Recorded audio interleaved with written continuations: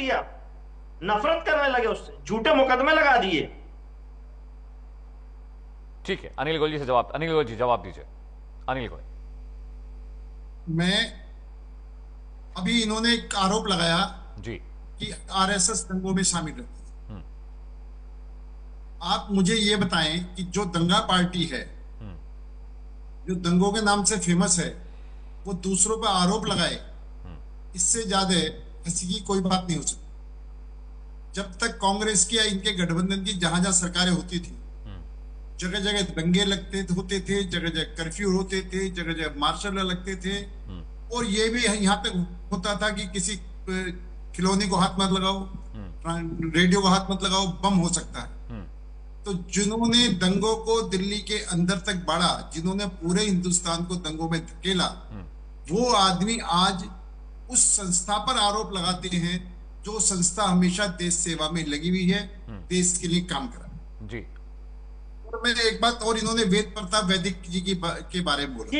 वेद प्रताप नहीं बोल रहे नेता, तो ये यश भारती जवाब ले लीजिए। यश भारती, आप जब बोल रहे थे बीच में कोई नहीं बोल रहा था। Yash Bharti, just let's take an answer. Yash Bharti जवाब ले लीजिए, सवाल पूछ रहे तो जवाब भी तो लीजिए कि एक ही आदमी बोलता रहेगा। भाजपा क्यों दे रही है? इस तरह से अवैध संतानों से क्यों जवाब ले जब वैध यश भारती, यश भारती, यश भारती, प्लीज बहुत डिबेट में बैठना है आपको। यश भारती, मैं वेद प्रताप वैदिक जी के बारे में ये बात कर रहे थे। वो बहुत वरिष्ठ पत्रकार हैं, पत्रकार थे, सॉरी अब तो वो स्वर्ग सुधार गए हैं। वो बहुत बड़े पत्रकार थे, उन्हें किसी भी राजनीतिक दल से कोई मतलब नहीं था, इसलिए वो स्वतंत्र तौर पर पत्रकारिता करने वाले व्यक्ति कहाँ जाते हैं, कैसे जाते हैं, किससे मिलते हैं, किससे नहीं मिलते, ये उनका अपना मामला है, या संवैधानिक जो मामला उनका मामला, इसमें आप किसी संगठन को मत घसीटो। जी। दूसरा, इन्होंने कार्यालय की बात करी। जो कार्यालय हमारा बना है वो स्वयं सेवकों की खून पसीने की कमाई से बना है।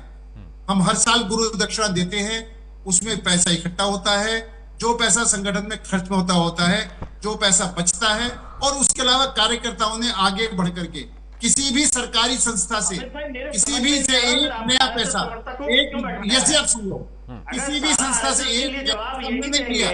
इस तरीके से ये आरोप बिल्कुल निरर्थक है, निराधार। जवाब तो ये देना चाहिए जो गोविंदाचार्य ने कहा अटल बिहारी वाजपेयी को, उसका जवाब ऐसे तो डिबेट आप भी नहीं कर पाओगे, ऐसे डिबेट तो आप भी नहीं कर पाओगे, बोलना हमें भी आता है। आप सवाल का जवाब नहीं दे रहे ना, उसका जवाब अशोक सिन्हा को देना है। आप जवाब इस बात का दो कि अटल बिहारी वाजपेयी को हटाएं, गोविंदाचार्य यश भारती जवाब ले लेते हैं। यश भारती जवाब दोगे क्या? आप जवाब में भी जवाब दोगे, पीसीआर वर्सेस जवाब दे देना, अपने नंबर पर बोल लेना, मना कौन कर रहा है? तीसरा, इन्होंने कहा कि तिरंगा हमें स्वीकार नहीं है। आरएसएस ने कभी भी नहीं कहा तिरंगा हमें स्वीकार नहीं है। ये बिल्कुल पूरी तरीके से मिथ्या करेंगे, स्वीकार नहीं है। आप भाई सुन लो पहले, फिर आप बोल लेना ना, आप बोल लेना, जवाब दे रहे हो। हर संगठन का अपना झंडा है, हर संगठन का अपना अशोक सिन्हा बैठे हैं आपके पास, क्या समाजवादी पार्टी अपना झंडा नहीं है? क्या कांग्रेस का अपना झंडा नहीं है? क्या बीजेपी का अपना झंडा नहीं है? हर संगठन का अपना झंडा होता है, हर संगठन का अपना ध्वज होता है। वो हमारा राजध्वज, वो हमारा संगठन है। आप संगठन ध्वज को राजध्वज के साथ कैसे जोड़ सकते हैं? आप ये जो सरकार है वो इस तरह से डिबेट नहीं होती है। आप मैदान छोड़कर मत भागो, आप एक एक बात को ध्यान से सुनो, एक एक बात का मैं जवाब दूंगा, तथ्यपूर्वक से जवाब दूंगा, मैं तथ्यपूर्वक एक एक बात का जवाब दूंगा। आप एक एक बात का जवाब ले लो, तथ्यपूर्वक ले लो। इस तरह से बीच में डिबेट खराब मत करो। अभी आपने आप सुन लो ना, मत मानो, आपको मना कौन रहा है? अरे मानेगी तो कैसी जनता मानेगी? जो इस चैनल को देख रहे हैं, जो लाखों लोग इस चैनल को देख रहे हैं, क्या सही है क्या गलत है वो मानेंगे। अब बेतुकी बहस से बात थोड़ी बनेगी। तुम्हारे मानने ना मानने से क्या फर्क पड़ता है? मानना तो श्रोता को मानना होता है। दूसरी, मैं बड़ा स्पष्ट है, कोई भी व्यक्ति किसी भी पार्टी से जुड़ा हो, किसी भी संगठन से जुड़ा हो, अगर वो भ्रष्टाचारी है तो उसको सजा मिलनी चाहिए, उसके खिलाफ केस होना चाहिए, और इसमें संविधान अपना काम करता है। यह कोई किसी को बचाने के लिए नहीं बैठा हुआ, यह भ्रष्टाचारियों को बचाने के लिए कोई नहीं बैठा हुआ। आज भ्रष्टाचारियों को, आज माफियाओं को, आज सबको जो उनको संविधान का दिखाया जा रहा है कि आज सबको रास्ते दिखाए जा रहे हैं। आप सबके रास्ते जेल में है। भ्रष्टाचार करोगे देश में नहीं रहोगे, भ्रष्टाचार करोगे तो आपको आपकी जगह जेल के अंदर है। आज ये सब जो लोग परेशान हैं वो इसी चीज से परेशान है। और जहां तक बात ये कांग्रेस के तो आज भी राहुल गांधी जी और सोनिया गांधी जी जमानत पर बाहर है, भ्रष्टाचारी केस में जमानत पर बाहर है। किस मुंह से भ्रष्टाचार की? ठीक है, भ्रष्टाचार जी मैं संदीप त्रिपाठी के पास जा रहा हूँ। संदीप त्रिपाठी के पास जा रहा हूँ। संदीप त्रिपाठी स्क्रीन पर लाइए। संदीप त्रिपाठी, मुझे एक बात बताइए, क्या कांग्रेस संस्थापक है सर, वो गद्दार निकल कर आता है सर, और वो बनाता है आरएसएस। ये हुआ कि नाम भी बना रखना पड़ेगा। हमारा सेवा दल था तो उन्होंने कहा राष्ट्रीय स्वयं सेवक। अशोक जी मुस्कुरा रहे हैं, अशोक जी जवाब देना चाहिए, मुझे लगता है अशोक जी आपको जवाब देना चाहिए, आप मुस्कुरा रहे हैं। बहुत गंभीर आरोप लगा रहे हैं संदीप त्रिपाठी डिबेट में बैठ के आप लोगों के ऊपर। संदीप जी, आप कैसे आरोप लगा सकते हो? आपसे ज्यादा बड़े गद्दार कौन हो सकते हैं? आपकी पार्टी सारे लोग गद्दार भरे हुए पार्टी के अंदर, आप जिस मर्जी गद्दार कह दो। आप ये तरीका गलत है संदीप जी। आप संदीप जी, किसी को गद्दार कहने हक किसने दे दिया? अगर आप गद्दार है तो उनके खिलाफ केस करें, वो कहीं उनका भ्रष्टाचार करा दो। आप हर एक को गद्दार कह देते हो। बिल्कुल कह सकता हूँ भाई संदीप जी, हम आपका सम्मान करते हैं। सम्मान करने का मतलब ये नहीं है कि आप किसी को भी गद्दार कह दो। आपको गद्दार कहने किसने दे दिया? आप जिसको जो मर्जी कह दो, जो आपके जी माए। ऐसा नहीं चलेगा। ये डिबेट का ऐसा नहीं है। गद्दार आपकी पार्टी है, गद्दार आपकी पार्टी के नेता है, देश के गद्दार इस समय को गद्दार नहीं हो सकते। अगर आप गद्दारी की बात कर सकते हो तो बीजेपी कांग्रेस बैठ कर बात कर ले, हम गद्दारी बात करेंगे। सबसे बड़ा देश का गद्दार कौन है?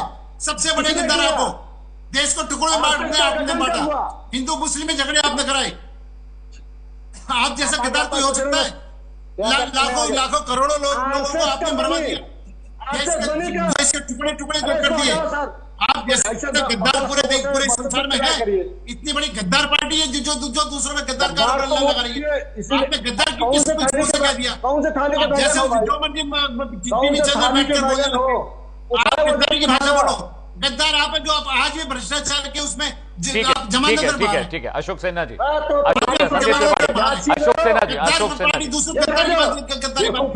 किस मुंह से गद्दार देश को अशोक सिन्हा दुनिया भर का भ्रष्टाचार करके बैठे हुए और आप भ्रष्टाचार गद्दार शब्द का इस्तेमाल कर रहे हो। शर्म आनी चाहिए आप लोग। ठीक है, अशोक सिन्हा जी के पास जा रहा हूँ। अनिल गोयल साहब, ठीक है, गोयल साहब, ठीक है। अशोक सिन्हा जी, संदीप त्रिपाठी, भाषा देखिए, अभी तक किसी ने खराब भाषा का इस्तेमाल नहीं किया। ये सब भाषा का थोड़ा सही रखिए। हाँ अमित भाई, मेरी बात आने दीजिए। हाँ, मैं जो बता रहा था वो फैक्ट बता रहा हूँ सर। हमारी पार्टी से निकला हुआ गद्दार ही तो है ना सर। हमारे लिए गद्दार है। हमारी पार्टी को गद्दारी करके अंग्रेजों की दलाली के लिए उसने एक संगठन बनाया। और उसके बाद हमारे यहाँ, अब सुनिए, सुन लें, उनका पक्ष भी तो सुन लें। संदीप त्रिपाठी, ठीक है संदीप त्रिपाठी, आपका पक्ष सुन लिया। गोयल साहब की संघ के बारे में जवाब अशोक सिन्हा जी। गोयल साहब just hold on, Ashok Sinha ji बहुत गंभीर आरोप लगा रहे हैं कांग्रेस के प्रवक्ता आरएसएस के संगठन के प्रमुखों को गद्दार कह रहे हैं। संदीप त्रिपाठी जवाब ले लें। अशोक सिन्हा जी, संदीप त्रिपाठी की बात सुनिए। गोयल साहब प्लीज, गोयल साहब जस्ट होल्ड ऑन। का पैसा होगा वो पैसा सीधे आरएसएस के हिस्से में जाएगा। ठीक है अनिल गोयल जी, इससे पहले कि मैं अशोक जी के पास जाऊं, क्या सच में बीजेपी के बिना आरएसएस के बीजेपी कोई चुनाव नहीं जीत सकती? लोकसभा चुनाव में जो नतीजे आए, पूर्ण बहुमत बीजेपी को नहीं मिला, तो वहां से ये खबरें निकल कर आई कि भाई आरएसएस कहीं ना कहीं बीजेपी से नाखुश था। फिर जेपी नड्डा का बयान आता है कि जब बीजेपी सक्षम हो जाएगी तो उसको आरएसएस की जरूरत नहीं पड़ेगी। इस तरह के बयान कहीं ना कहीं बीजेपी और आरएसएस के बीच के मतभेद को दिखाते रहे हैं। अनिल जी। अमित जी, मैं आरएसएस बीजेपी के बारे में अभी बताऊंगा, लेकिन मेरे यश भारती के 2-3 शब्दों पर मुझे गहन आपत्ति जी। इन्होंने एक अवैध रिश्ते वाली बात, ये बिल्कुल 100% गलत बयानबाजी है। कोई अवैध रिश्ता नहीं है। आरएसएस हमारा मात्र संगठन है, हम स्पष्टली ओपनली कहते हैं। और आपको मैं एक बात और ध्यान दिला देना चाहता हूं कि जब इससे पहले, आवाज आ रही है? बिल्कुल आ रही है गोयल साहब, बाबुलंद आ रही है, प्लीज गो अहेड, बोलिए। मैं स्पष्ट कहना चाहता हूं कि इससे पहले जब जनता पार्टी सरकार थी, स्पष्ट कहा गया था कि आप आरएसएस की सदस्यता रखो या पार्टी सदस्यता रखो। हमने किसी भी कीमत पर आरएसएस से अपने को अलग करने का नहीं करा। हम आरएसएस के साथ हैं, इसमें कोई किंतु परंतु नहीं है। और आरएसएस के साथ नहीं, आरएसएस हमारी राष्ट्र मतलब हमारी मातृ संस्था। तो एक बात बड़ा स्पष्ट है। दूसरी बात हम स्पष्ट कह रहे हैं, इसमें अवैध कोई नहीं है। दूसरा, इन्होंने ये कहा कि आरएसएस कहते हैं कि हमारा राजनीतिक से कोई मतलब नहीं। निश्चित तौर पर आरएसएस वो संस्था, वो सामाजिक संस्था है, वो सामाजिक कार्य करती है, राष्ट्रहित में कार्य करती है, इसलिए उसमें कोई भी जा सकता है, कोई भी आ सकता है। उसके अंदर किसी को भी, किसी भी पार्टी का हो, किसी भी धर्म का हो, किसी भी समाज का हो, कोई भी वहां पर स्वयंसेवक बन सकता है, उसके अंदर कार्य कर सकता है। राष्ट्रीय स्वयंसेवक आरएसएस का मुख्य देश की सेवा करना, कोई भी विपत्ति आते उस विपत्ति पर संगठन देश के साथ खड़े होंगे। जैसे ध्यान होगा, जब भारत चीन के युद्ध में आवश्यकता पड़ी थी तो उसके अंदर इंदिरा गांधी जी ने जब याद करा था तो आरएसएस काम आया। गांधी जवाहरलाल नेहरू ने काम याद करा था तो आरएसएस काम आया था। आरएसएस बीजेपी के लिए, आरएसएस देश के लिए काम करता है। आरएसएस ये कि हम बीजेपी के लिए काम करते हैं गलत है, वो देश के लिए काम करता है, देश हित के लिए काम करता है। तो दोनों चीजों का बड़ा स्पष्ट बात लगता है। दूसरा, इन्होंने एक बात की, नंबर 2 का पैसा का हिस्सा आरएसएस में जाता है। इनको ये कहने से पहले या तो आरोप लगाने से पहले सिद्ध करना चाहिए, कोर्ट में जाना चाहिए और इस पर इन्हें मुकदमा दर्ज करना चाहिए। नहीं तो ऐसी जो देशभक्त पार्टी, देशभक्त संस्था है, उस पर इस किस्म का आरोप लगाना निश्चित तौर पर देशभक्ति पर आरोप लगाना।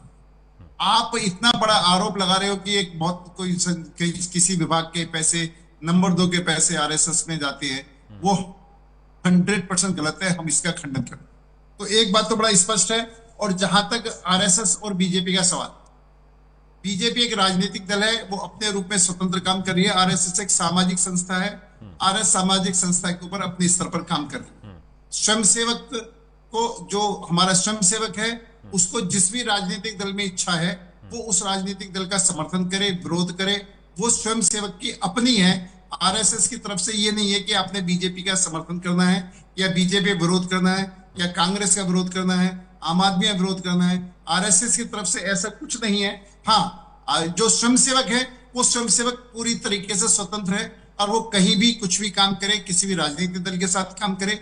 इसलिए ये कहना गलत है कि आरएसएस बीजेपी एक है। हम इसमें मतलब कहीं भी संकोच नहीं है। मैं अशोक सिन्हा जी के पास जा रहा हूं।